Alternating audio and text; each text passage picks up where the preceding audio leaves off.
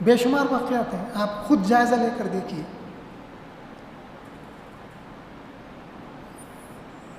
بڑی بڑی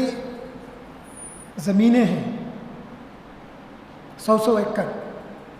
500 ایکڑ زمین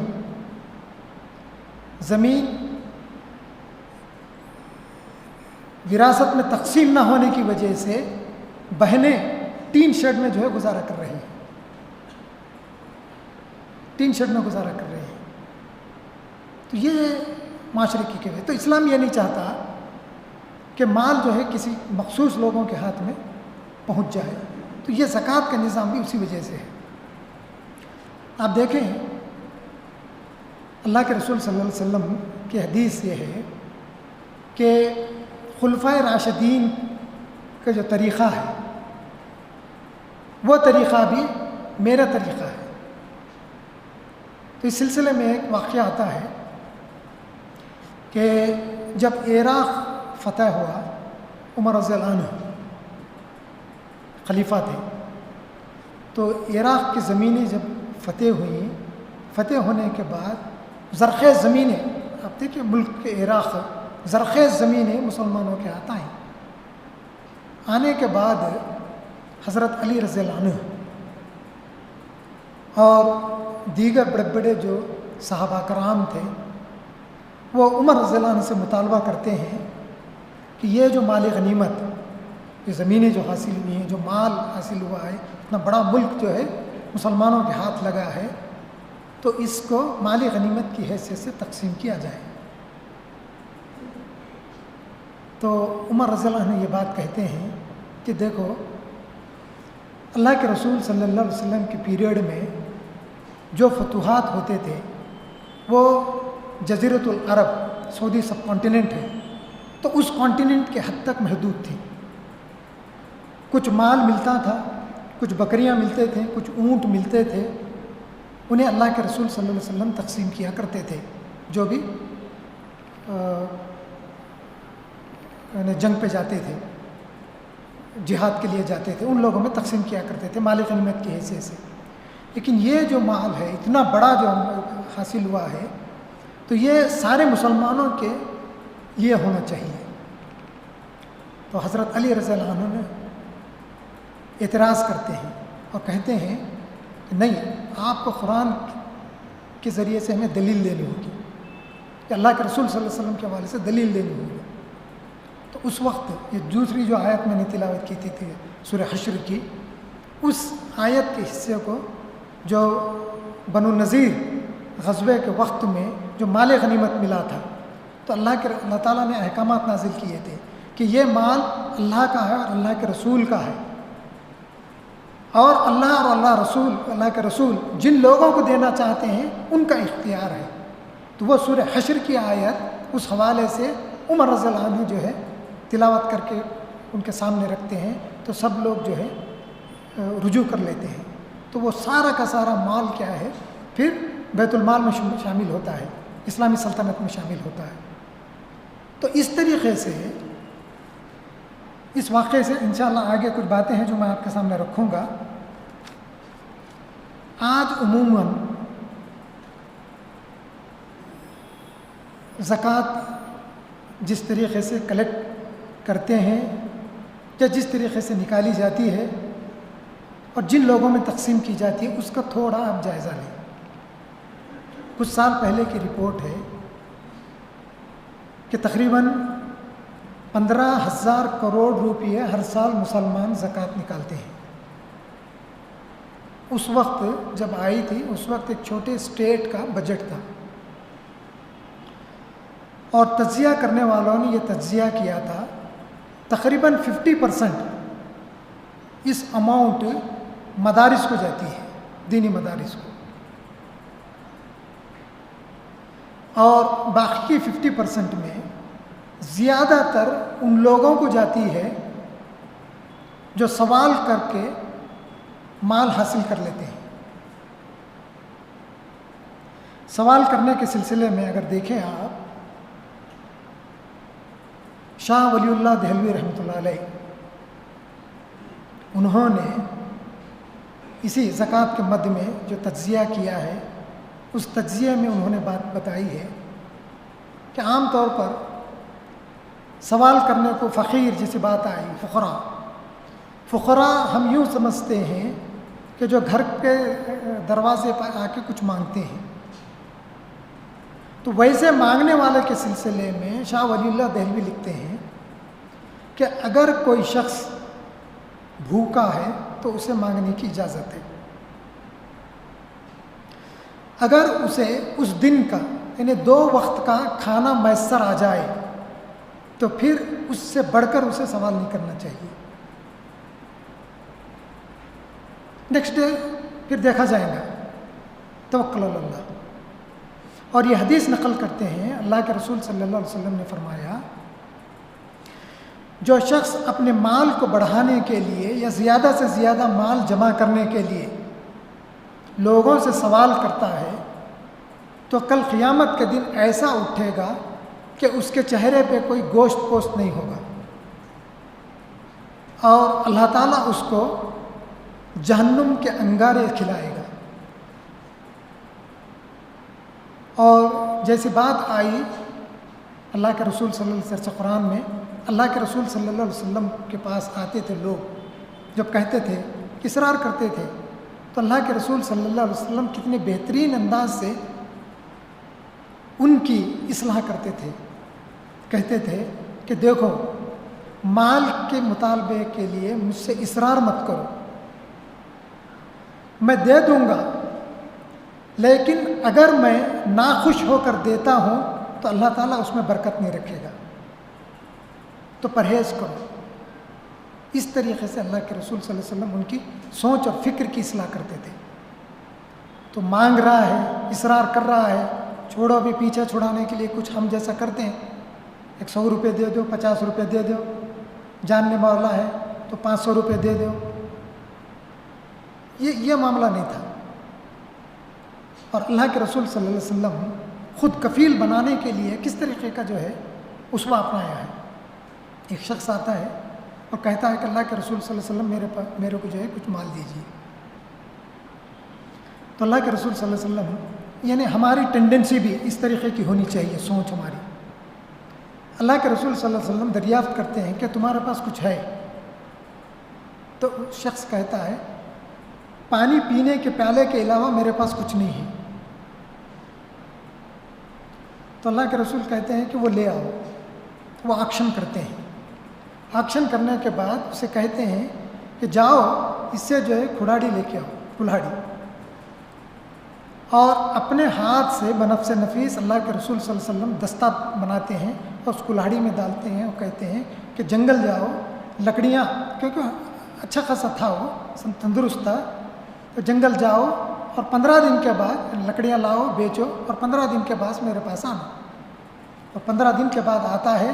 تو مجھے یاد نہیں ہے کہ وہ کہتا ہے کہ میرے پاس اتنے جو ہے درہم یا دینار جو ہے جمع ہوئے ہیں، خوش خوش آتا ہے۔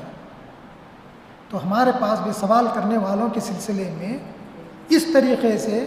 انہیں خود کفیل بنانے کی فکر ہونی چاہیے۔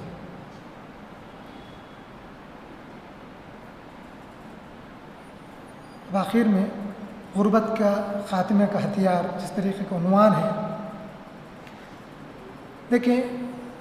سوال ہمارے پاس ذہن میں آتا ہے جب یہ غربت لفظ آتا ہے، بے شمار باتیں آتے ہیں کہ آخر کار یہ غربت کے وجوہات کیا ہیں، ذہن میں سوال آتا ہے۔ مختلف لوگوں نے مختلف انداز میں تجزیے کیے ہیں غربت کا، غریب کس کو کہا جائے، اور یہ بات بھی بتائی ہے کہ غربت کے وجوہات کیا ہیں۔ اگر یعنی لیو ٹالسٹائی وہ کہتا ہے کہ دنیا میں غربت کی وجہ یہ ہے کہ یہ جو رولنگ کلاس ہے، ایلائٹ کلاس ہے، جو کریم آف دا سوسائٹی جس کو کہتے ہیں، ہمیشہ سے انہیں کچھ مراد ایسے دیے جاتے ہیں اہل حکمران کی جانب سے جس کی وجہ سے وہ پیسے والے بنتے چلے جاتے ہیں، اختیارات اقتدار حاصل کرتے چلے جاتے ہیں، اور وہ چاہتے ہیں کہ دنیا کی اکثریت غریب رہے، اس وجہ سے کہ ان کی غربت کی بنا پر ان کا استحصال کر سکیں، اس وجہ سے یہ غربت دنیا میں باقی رہتی ہے۔ اور کچھ لوگ یہ کہتے ہیں کہ پاپولیشن ہے، پاپولیشن اتنی زیادہ ہے کہ ریسورسز کم ہے، اس کی وجہ سے غربت ہے، جبکہ یہ رپورٹ بھی آئی ہے کہ ورلڈ پاپولیشن 6 بلین ہے، پوری دنیا کی آبادی، اور یہ جو ریسورسز ہیں، ریسورسز منصفانہ طور پر تقسیم نہ ہونے کی وجہ سے یہ غربت ہے۔ اور ریسورسز جو موجودہ ہیں، یہ ریسورسز 10 بلین پاپولیشن کے لیے کافی ہے۔ 6 بلین سے 10 بلین پاپولیشن ہونے کے لیے تو بہت کافی وقت جو ہے لگے گا، لیکن موجودہ پاپولیشن اور موجودہ وسائل 10 بلین کے لیے ہے۔ تو population is not the reason for the یعنی پور پیپل۔ اور بہرحال بہت سارے باتیں آتے ہیں غربت کے سلسلے میں، اور غربت کا خاتمہ کیسا ہو، اس سلسلے میں بھی کئی لوگ کئی باتیں بتاتے ہیں کہ اسلام کا جو ہے حل کیسا ہے۔ دیکھیے، ایک تو وراثت ہے، صرف میں زکوٰۃ پہ کنسنٹریٹ کرتا ہوں۔ میں زکوٰۃ کے ذریعے سے جو مال جمع کیا جاتا ہے، اس کے ذریعے غربت کا خاتمے کی بہترین کوشش کی جا سکتی ہے۔ دوسرے طریقہ کار اسلام کے آپ چھوڑ دیجیے۔ اس سلسلے میں ایک بات لکھی ہے لکھنے والے نے کہ انفرادی طور پر زکوٰۃ اکثر لوگ ادا کر دیتے ہیں، اور نہ صرف ادا کرتے ہیں بلکہ بڑے بڑے علماء کرام اس بات کے قائل ہیں کہ انفرادی طور پر زکوٰۃ ادا کر دی جائے۔ یہ پوائنٹ آف تھنکنگ ہے، پوائنٹ آف تھاٹ ہے، یہ ہے یہ چیز۔ اور اس کے کاؤنٹر میں بھی آپ کو آرگومنٹس ملیں گے، کاؤنٹر میں بھی آرگومنٹس ملیں گے۔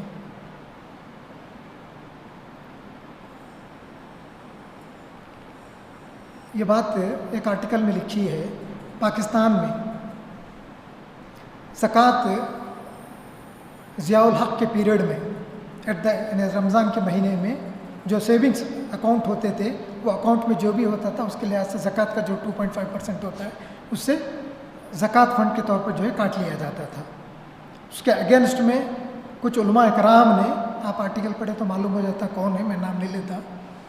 انہوں نے یہ بات بتائی کہ نہیں، یہ زیادتی ہے، کیونکہ جس طریقے کا نظم کے ساتھ حکومت زکوٰۃ کے فنڈز کو استعمال کرنا چاہیے ویسا استعمال نہیں کر پا رہی، مس اپروپریشنس ہو رہے ہیں، اس وجہ سے زکوٰۃ کو انفرادی طور پر لوگوں کو ادائیگی کے لیے چھوٹ دینا چاہیے۔ تو کاؤنٹر آرگیومنٹ میں جو لکھی ہے بات ہے، یہ بات لکھی ہے، بڑی اچھی بات انہوں نے لکھی ہے کہ اللہ کے رسول صلی اللہ علیہ وسلم جب دین اسلام کو پیش کیا، دین اسلام کو جو پیش کیا تو ایک ہی کلمہ تھا، لا الہ الا اللہ محمد رسول اللہ۔ اس عقیدے کو تسلیم کرو، تم کامیاب ہو جاؤ گے۔ اور جو ابراہیمی دین ابراہیمی کے تحت نماز تھی، نماز ادا کرتے تھے، اس کے تحت نماز ادا ہوتی تھی، تو اس وقت ابتدائی دور میں سوائے نماز کے کوئی چیز جو ہے نہیں تھی، باقی کے سارا دین اسلام کا پورا نظام جو ہے بعد میں آیا، نماز ادا کرتے تھے۔ تو ابو لہب، ابو جہل جس طریقے سے اللہ کے رسول صلی اللہ علیہ وسلم کی مخالفت کی، لکھتے ہیں کہ اس میں قرآن میں یہ ذکر بھی آیا ہے کہ اس شخص کے بارے میں تمہارا کیا کہنا ہے کہ جو اے محمد صلی اللہ علیہ وسلم تمہیں نماز ادا کرنے سے روکتا ہے، نماز تو جو لوگ مخالفت میں تھے دین اسلام کے، وہ اچھی طریقے سے سمجھتے تھے کہ یہ صرف نماز کی ادائیگی نہیں ہے، ایک ٹوٹل سسٹم ہے جو قائم ہونے جانے والا ہے۔ اس سسٹم کی اصل میں مخالفت تھی۔ ابو لہب جو متولی تھا کعبے کا، جس کے بارے میں بہت سارا مال اس نے جمع کیا تھا، تبت یدا ابی لہب و تب، یعنی اس کا مال جو ہے اس کا کام نہیں آیا، تو اس کو جو قافلے جاتے تھے سفر پر، تجارتی قافلے، جو بھی فائدہ ہوتا تھا اس فائدے کا کچھ حصہ اس کو لا کر دیتے تھے۔ نہ صرف وہ مال جمع ہوتا تھا بلکہ جو لوٹ مار پہ جاتے تھے، چھاپے مارتے تھے قافلوں پر، لوٹتے تھے قبیلوں پر، تو وہ لوگ بھی کچھ حصہ ابو لہب کو لا کر دیتے تھے، اعتقاد میں کہ اس کی سرپرستی باقی ہونا چاہیے۔ تو اس طریقے سے مال جمع ہوتا تھا۔ تو وہ سمجھ گیا کہ یہ سسٹم ہے، سسٹم کی مخالفت اس نے کی تھی۔ تو آج بھی نماز باجماعت کے سلسلے میں بہت آپ کو جو ہے باتیں ملیں گی۔ کوئی یہ نہیں کہے گا کہ انفرادی طور پر نماز ادا کر لو،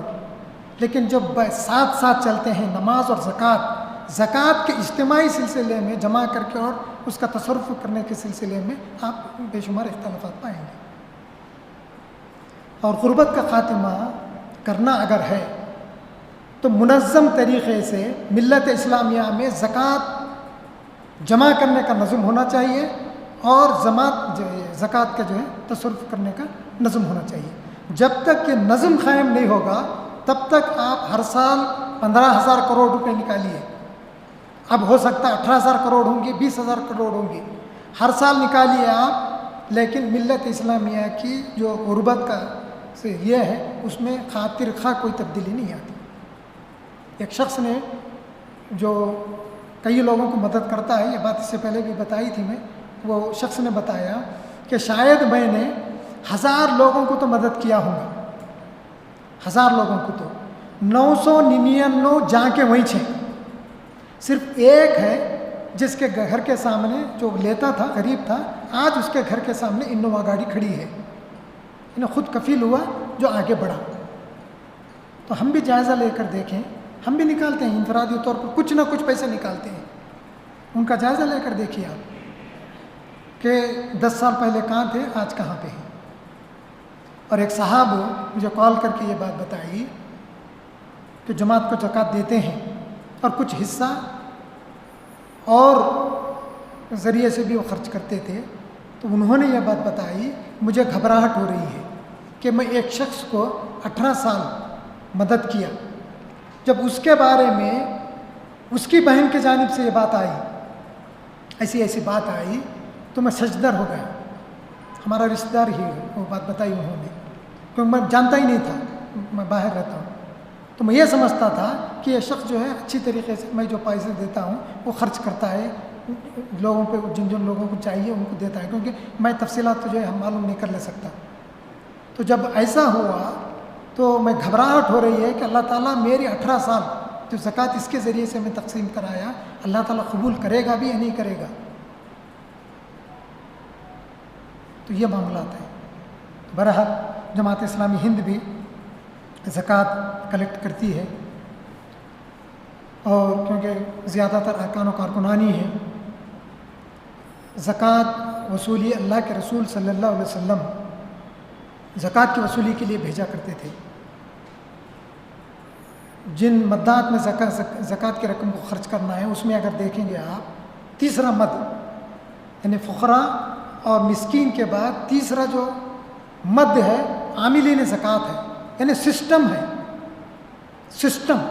سسٹم کے بعد چیزیں آتی ہیں۔ تو زکوٰۃ وصولی کے لیے جو جاتے ہیں یا یہ لینے کے لیے، یوں مت سمجھیں کہ انہیں معذرت خانہ انداز میں مت جائیں، باوقار انداز میں جائیں۔ اگر باوقار انداز میں آپ کو دیتا ہے تو ٹھیک ہے، اور فکر میں کوئی کمزوری ہے تو اصلاح کرنے کی کوشش کیجیے خیر خواہی کے طور پر۔ لیکن اگر واپس لوٹاتا ہے بعد میں آنے کے لیے تو پھر جو ہے اس کے پاس پھر یعنی بار بار جانا جو ہے مناسب نہیں ہے. اللہ تعالیٰ اپنا انتظام کرے گا. جن لوگوں کو جس طریقے سے جیسا کرنا ہے وہ انتظام ضرور کرے گا. اور ویسے جس طریقے سے جماعت زکوٰۃ کے رقم کو خرچ کرتی ہے بہت سارا اس میں بھی امپرومنٹ کی ضرورت ہے. اور جیسے شاہ ولی اللہ دہلوی رحمۃ اللہ علیہ کی بات رکھی تو وہ یہ جو 2 وقت کے کھانا مانگنے کے علاوہ بھی وہ کئی لوگوں کو شمار کرتے ہیں مانگنے والوں میں. اگر کسی کے پاس ہنر ہے اور اس ہنر کے ذریعے سے وہ پیشہ ہے، بڑائی ہے مثال کے طور پر، تو بڑائی اگر ہے تو بڑائی کے جو آلات ہوتے ہیں، ٹولز ہوتے ہیں، ٹولز اگر مانگتا ہے تب جو ہے وہ ٹولز کو جو ہے اس زکوٰۃ کی رقم سے آپ دے سکتے ہیں. اور یہاں تک کہ اگر کسی کوئی ایسا ہنرمند ہے جو بزنس چلاتا تھا، مثال کے طور پر کرانہ دکان چلاتا تھا، کوئی آفت آ گئی، اب جو ہے ختم ہو گیا، تو کرانی دکان کیونکہ وہ چلاتا تھا اچھی طریقے سے، اس پہ اعتماد کیا جا سکتا ہے، خود کفیل تھا، وہ اگر مانگتا ہے تو بڑی رقم بھی اس کو دے کر وہ کرانہ دکان بھی اس کو اسٹیبلش کرنے پہ دی جا سکتی ہے. اس طریقے سے مختلف جو ہے درجات انہوں نے بتائے ہیں. تو بہرحال اس پہلو سے بھی جماعت انشاءاللہ کوشش کرتی رہتی ہے. اور مدارس کے سلسلے میں وہ کیونکہ وقت تھوڑا زیادہ لیا میں نے، یہ بات بتاؤں آپ کو، یو پی کے ایک صاحب یہاں پہ چندہ کلیکٹ کرنے کے لیے آئے تھے. انہوں نے کہا کہ میں ہر سال آیا کرتا ہوں اور یہ بات بتائی کہ مخصوص لوگوں سے میں کلیکٹ کرتا ہوں، اور مخصوص لوگوں میں کچھ 1-2 نام انہوں نے، میں نے دریافت تو نہیں کیا، تو خود انہوں نے بات بتائی. بتانے کے بعد میں گہرائی کے ساتھ تھوڑا اس کی تفتیش کیا، اور انہوں نے کہا ہر سال آتا ہوں، ہدایت سینٹر میں قیام کرتا ہوں. بہرحال قیام کی تو اجازت دی. لاسٹ وقت جب یہ میٹنگ میں انہوں سے گہرائی سے جو ہے تفتیش کی تو انہوں نے یہ بات بتائی کہ میں کچھ لوگ یعنی میں سال میں کتنا جو ہے وقت آپ کا جو ہے دوروں پہ لگتا ہے، یہ بات پوچھا. نہیں میں ایسا جو ہے سال کے 12 مہینے دوروں پہ نہیں رہتا، بڑی مشکل سے میں 15 دن یا مہینہ جو ہے بڑی مشکل سے دوروں پہ لگتا ہوں، کہ مخصوص مقامات پہ مخصوص لوگوں کے پاس دورہ کرتا ہوں اور حاصل کر لیتا ہوں، بس اتنا ہی. تو ٹھیک ہے، ایسا معاملہ اگر ہے تو پھر آپ مدرسے کا کیا ہے اور آپ کا کیا ہے؟ نہیں، میرا جو ہے ایسا معاملہ ہے، انڈرسٹینڈنگ ہے مدرسے کے ساتھ. مدرسے کو میں فری دینی خدمت دیتا ہوں، مدرسے سے کوئی معاوضہ نہیں لیتا. مدرسے والوں نے یہ اجازت دی ہے کہ جو کچھ بھی تم کلیکٹ کر لیتے ہو تم کلیکٹ کر لو. تو جیسے بات بتائی یہاں پہ 20% 30%، یہاں تو 100% معاملہ ہے. کلیکٹ کر لو، جو لینا ہے آپ لے لو. تو